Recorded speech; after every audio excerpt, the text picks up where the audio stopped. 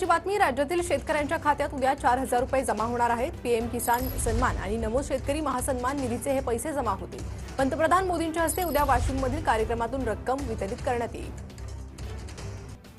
पंतप्रधान नरेंद्र मोदी यांनी पीएम किसान सन्मान निधी योजनेचे 22वा हप्ता म्हणजे 2,000 रुपये 13 मार्च 2026 रोजी देशभरात सुमारे 9 कोटी शेतकरी कुटुंबांच्या बँक खात्यामध्ये थेट डीबीटीच्या माध्यमातून पाठवले आहेत। या हप्त्यात एकूण जवळपास 1640 कोटी शेतकऱ्यांच्या खात्यामध्ये ट्रान्सफर झाल्याची माहिती मिळाली आहे। पंतप्रधान मोदींनी शुक्रवारला आसाममधून गुवाहाटी येथून पीएम किसान योजनेचा 22वा हप्ता जारी केला आहे।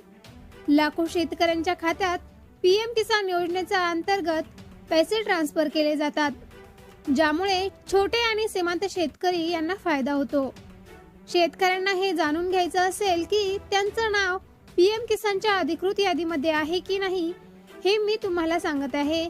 ते कसं बघायचं? सर्वात अगोदर ऑफिशियल पीएम किसान पोर्टलवर जाऊन pmkisan.government.in नंतर फॉर्म कॉर्नर सेक्शनवर क्लिक करा। त्यानंतर बेनिफिट लिस्ट पर्याय निवडा। राज्य, जिल्हा, ब्लॉक आणि गाव निवडा।